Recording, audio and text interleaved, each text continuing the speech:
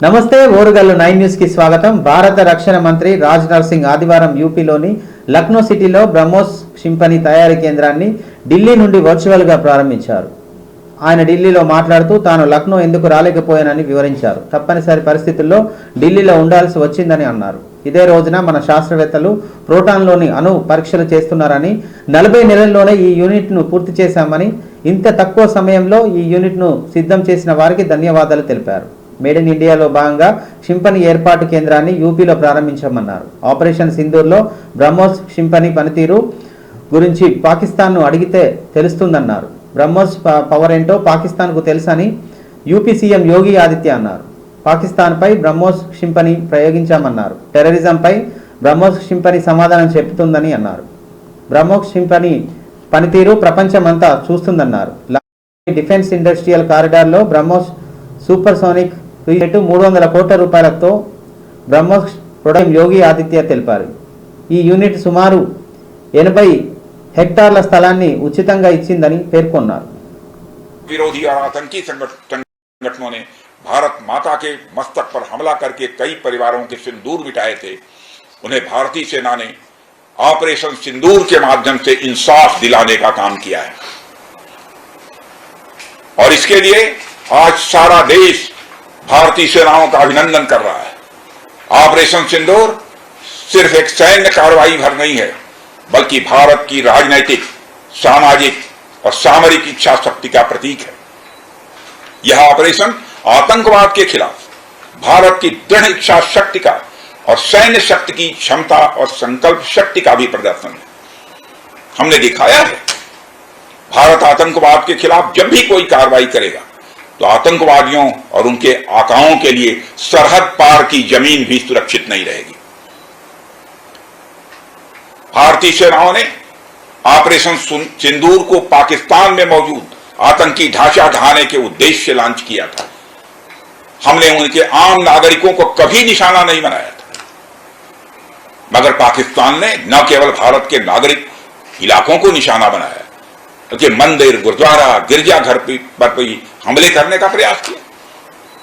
भारतीय सेना ने शौर्य और पराक्रम के साथ साथ संयम का भी परिचय देते हुए पाकिस्तान के अन्य ठिकानों पर भी प्रहार करके करारा जवाब दिया है। हमने केवल सीमा से सटे पर ही नहीं कार्रवाई की, बल्कि भारत की सेनाओं की धमक उस रावलपिंडी तक सुनी गई जहां पाकिस्तानी फौज का हेडक्वार्टर मौजूद है। मैं कहना चाहता हूं, जिन भारत विरोधी और आतंकी संगठनों ने भारत माता के मस्तक पर हमला करके कई परिवारों के सिंदूर मिटाए थे, उन्हें भारतीय सेना ने ऑपरेशन सिंदूर के माध्यम से इंसाफ दिलाने का काम किया है। भारत आतंकवाद के खिलाफ पाकिस्तान में मौजूद के नागरिक इलाकों को निशाना बनाया, बल्कि मंदिर, गुरुद्वारे ठिकानों पर भी प्रहार करके करारा जवाब दिया है। हमने केवल सीमा से सटे सैन्य ठिकानों पर ही नहीं कार्रवाई की, बल्कि भारत की सेनाओं की धमक उस रावलपिंडी तक सुनी गई जहां पाकिस्तानी फौज का हेडक्वार्टर मौजूद है।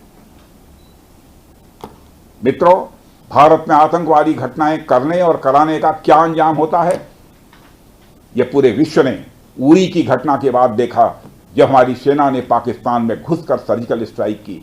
पुलवामा के बाद देखा जब बालाकोट पर एयर स्ट्राइक की गई, और अब पहलगाम की घटना के बाद दुनिया देख रही है कि जब भारत ने पाकिस्तान के भीतर घुसकर मल्टीपल स्ट्राइक्स की हैं।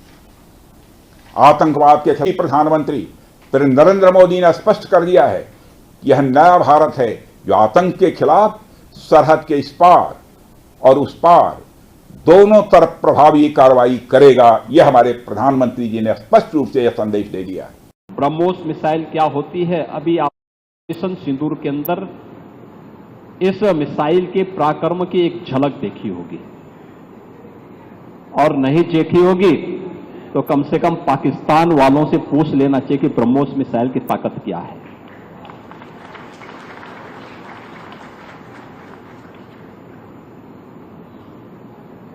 आतंकवाद के प्रति प्रधानमंत्री जी ने घोषणा की है कि कोई भी आतंकी घटना अब युद्ध जैसा होगा। और याद करना आतंकवाद को जब तक हम पूरी तरह कुचलेंगे नहीं, तब तक समस्या का समाधान होगा भी नहीं।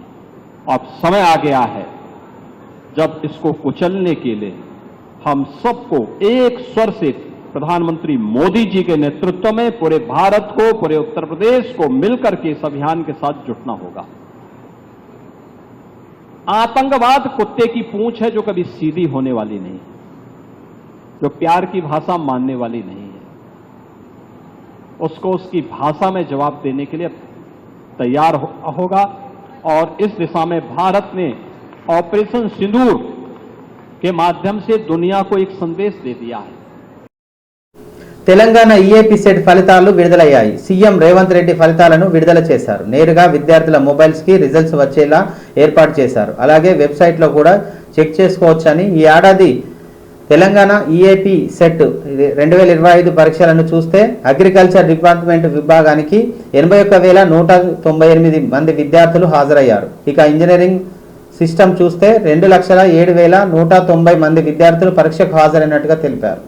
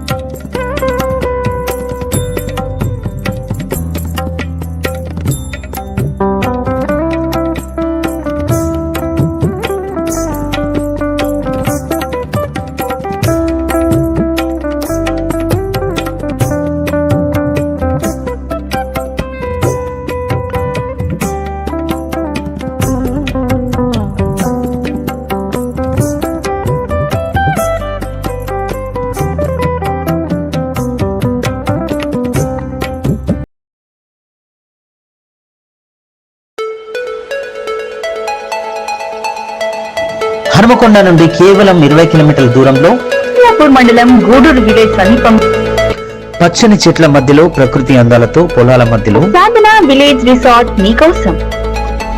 సాధన village resorts, games room, playground, swimming pool, sound system, food supply, మీకు కావలసిన వస్తువులు 4 ఏసీ కాటేజ్లతో ఆహ్లాదకరమైన ప్రదేశంలో తీర్చిదిద్దాం. Sadhana lodge, AC, non AC room, Alankar centre, Hanumakonda సౌకర్యం కలదు. అతి తక్కువ ధరలతో మీ సాధన విలేజ్ రిసార్ట్స్ మీకు అందుబాటులో. వెంటనే బుక్ చేసుకొని 9949122072 949485960915412612 వాట్సాప్ ద్వారా అతి తక్కువ ధరలతో మీ సాధన విలేజ్ రిసార్ట్స్ మీకు అందుబాటులో. ఏపీలోని శ్రీ సత్యసాయి జిల్లాకు చెందిన అగ్నివీర్ జవాన్ మురళీ నాయక్ వీరమరణం చెందారు. గురువారం రాత్రి జమ్మూ కాశ్మీర్ బార్డర్ నుంచి 5 దుండగులు చొరబాటుకు యత్నించగా వారిని మట్టుబెట్టి ఎదురుకాల్పుల్లో ప్రాణాలు కోల్పోయారు. గోరంట మండలం కల్లితండాకు చెందిన మురళీ నాయక్ 2022 అక్టోబర్లో అగ్నివీర్కు సెలెక్ట్ అయ్యారు. మొదట మహారాష్ట్రలోని నాసిక్లో 6 నెలలు ట్రైనింగ్ తీసుకున్నారు. ఆ తర్వాత 1 సంవత్సరం అస్సాంలో పనిచేశారు. అక్కడి నుంచి జమ్మూ కాశ్మీర్ వచ్చి బార్డర్లో విధులు నిర్వహిస్తున్నారు. గురువారం రాత్రి బార్డర్ నుంచి కొందరు దుండగులు చొరబాటుకు యత్నించగా మురళీ నాయక్ 5గురిని హతమార్చారు. ఈ సందర్భంగా జరిగిన ఎదురుకాల్పుల్లో మురళీ నాయక్ వీరమరణం పొందారు. శ్రీరామ్ నాయక్, జ్యోతిబాయి దంపతులకు మురళీ నాయక్ ఒక్కరే సంతానం. అతని మృతితో కల్లితండాలోని అతని ఇంటి వద్ద కుటుంబ సభ్యులు, బంధువుల రోదనతో విషాద ఛాయలు అమలుకున్నాయి. కాగా మురళీ నాయక్ మృతి పట్ల AP CM Chandrababu Naidu, Telangana CM Revanth Reddy, AP deputy CM Pawan Kalyan, మంత్రులు సంతాపం తెలియజేశారు. మురళి తల్లిదండ్రులతో చంద్రబాబు ఫోన్ చేసి మాట్లాడి పరామర్శించారు.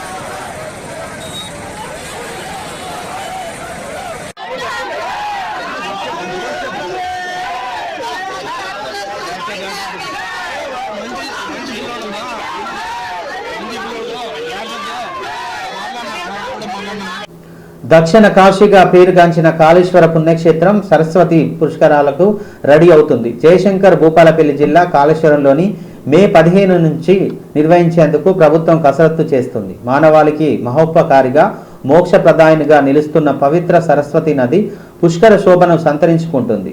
బృహస్పతి మిథున రాశిలో ప్రవేశంతో అంతర్వాహిని అయిన సరస్వతి నది పుష్కరాలు ఆరంభం కానున్నాయి.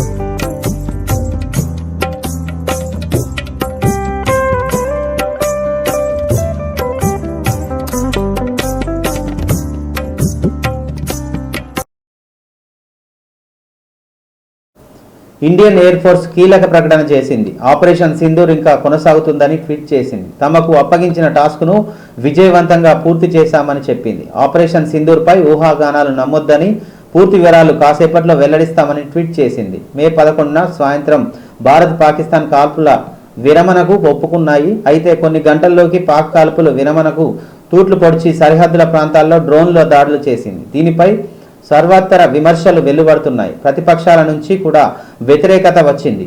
మాట మీద నిలబడని పాకిస్తాన్ను నమ్మొద్దని ఎలా నమ్మారని ప్రశ్నించాయి. ఏం సాధించామని కాల్పుల విరమణకు అంగీకరించారని అన్నారు. పహల్గామా దాడి చేసిన ఉగ్రవాదుల్ని ఏమైనా పట్టుకున్నారా అని ప్రశ్నించింది. భారత్ అనుకున్న లక్ష్యం నెరవేరిందా అని సామాన్యుల నుంచి సైతం సోషల్ మీడియాలో ప్రశ్నిస్తున్నారు.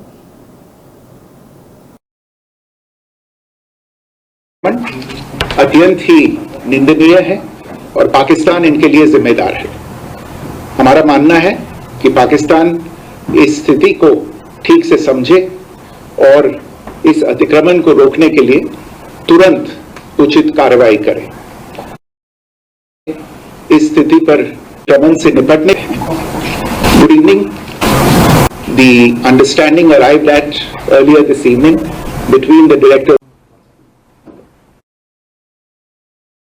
पिछले कुछ घंटों से इस समझौते का पाकिस्तान की ओर से घोर उल्लंघन general of military operations and Pakistan ending arrived at earlier today. The armed forces are giving an adequate and appropriate response to these violations with seriousness and responsibility. The armed forces are maintaining a strong vigil on the situation. They have been given instructions to deal strongly with any instances of a repetition the international border as well as the line of control. Thank you. దేశం కోసం ప్రాణాలు అర్పించిన అమరుడైన శ్రీ సత్యసాయి జిల్లా కల్లితండ వాసి జవాన్ మురళీ నాయక్ అంత్యక్రియలు ముగిశాయి. మురళీ నాయక్ భౌతిక గాయానికి ఆయన స్వగ్రామంలో ప్రభుత్వ అధికార లాంఛనాలతో అంత్యక్రియలు నిర్వహించింది. ఈ కార్యక్రమంలో రాజకీయ ప్రముఖులు, ప్రజాప్రతినిధులు భారీ సంఖ్యలో పాల్గొన్నారు. అంతకుముందు జవాన్ భౌతిక దేహానికి డిప్యూటీ సీఎం పవన్ కళ్యాణ్, మంత్రి నారా లోకేష్ నివాళులర్పించారు. ఆయన కుటుంబానికి ధైర్యం చెప్పారు. ప్రభుత్వం తరపున ఆర్థిక సాయం ప్రకటించారు. అమర జవాన్ తల్లిదండ్రులకు మంత్రి లోకేష్ ఓదార్చారు. మురళీ నాయక్ ధైర్య సాహసాలను స్మరిస్తూ మంత్రులు అనగాని సత్యప్రసాద్, వంగలపూడి అనిత, సవిత, ఎంపీలు, ఎమ్మెల్యేలు నివాళులర్పించారు. మురళీ అగ్నివీర్గా 2022లో సైన్యంలో చేరారు. 2.5 సంవత్సరాలుగా సర్వీస్ పూర్తి చేసుకొని మురళీ నాయక్ నాసిక్లోని వివిధ విధులు నిర్వహిస్తున్నారు.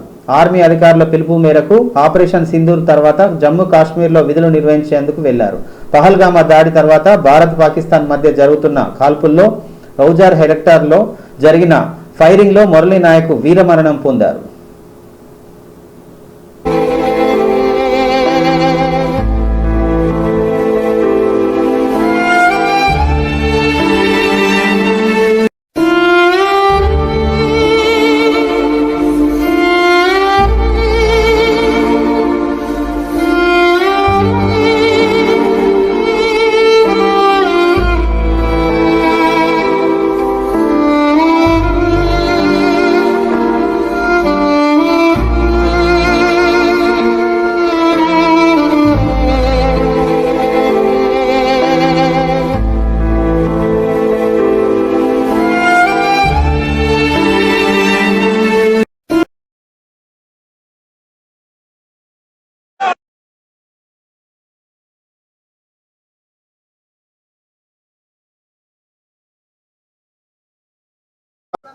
అంతేకాకుండా కుటుంబాల కోరిక మేరకు కుటుంబంలో ఎవరికైనా ఉద్యోగం ఇస్తే, ప్రభుత్వ ఉద్యోగం ఇస్తే బాగుంటుందని అడిగారు.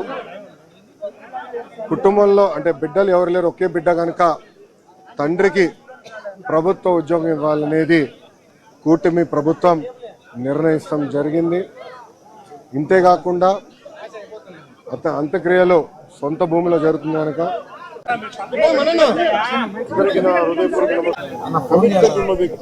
వ్యక్తి చేసిన ప్రభుత్వం అక్కడ నిజంగా చెప్పాలంటే ఒక బనానా రిపబ్లిక్. అందరూ కూర్చొని తీవ్రవాదులు అందరూ చెప్పారు, చూసి చాలా బాధ అనిపించింది.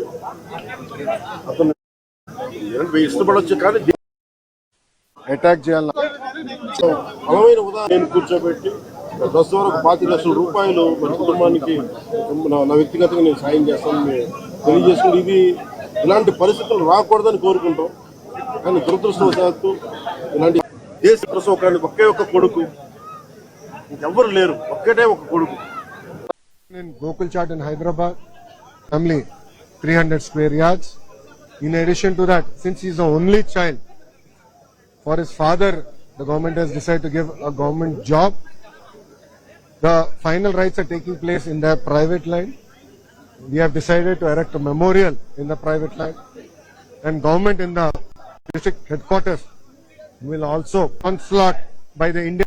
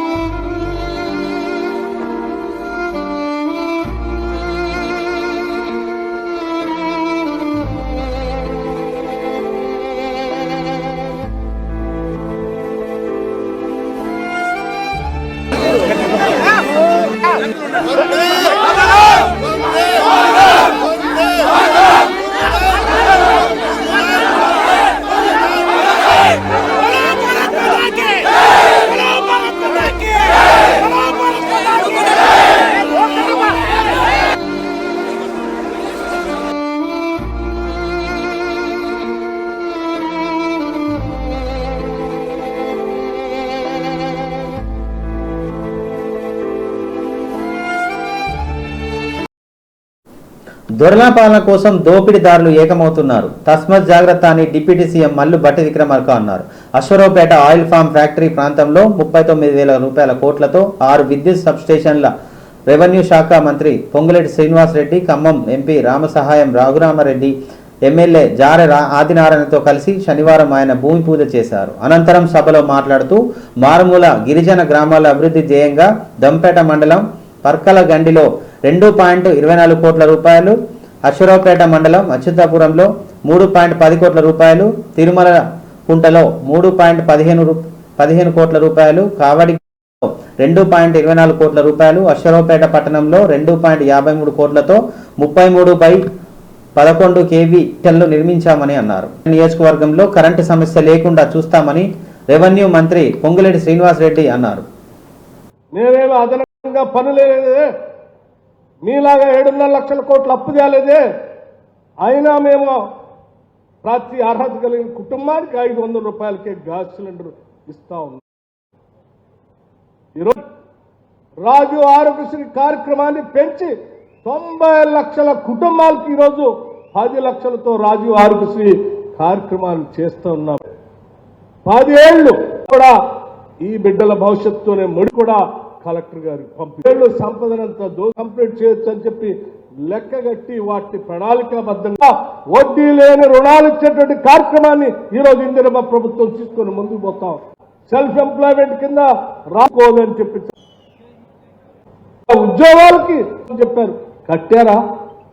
కుటుంబాలు రాష్ట్రాల కంటే ముందు గారికి కూడా, అందుకే వారు నిత్యం వర్గానికి కార్యక్రమాలు కూడా ప్రత్యేక రాష్ట్రం కావాలని మాట్లాడితే బాధ అనిపించి వాస్తవ విషయాలు ఏమైనా కట్టారా అంటే సంవత్సరాలు గడిచిన 9,000 కోట్ల రూపాయలతో రాజీవ్ ఆరోగ్యశ్రీ అనేటువంటి రాజీవ్ యువ వికాసం అనేటువంటి ఎందుకు ఆలోచన చేయలేదు? ఎందుకు కనపట్లేదా? మీకు మొత్తంగా ఉన్నటువంటి గిరిజన కుటుంబాలు 200 యూనిట్ల వరకు ఇస్తా ఉన్నాం.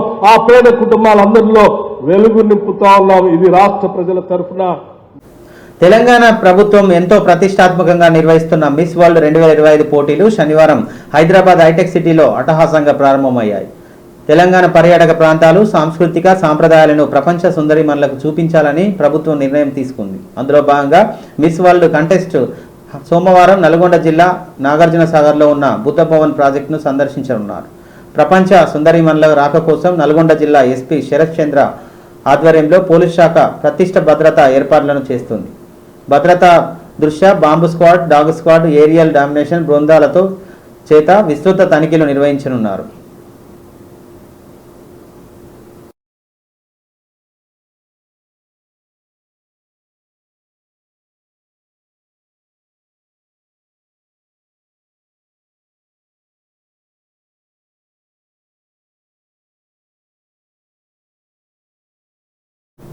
ఇంతటితో ఈ వార్తలు సమాప్తం. మరో వార్తలతో మళ్ళీ కలుద్దాం. చూస్తూనే ఉండండి ఓరుగల్లు 9 న్యూస్.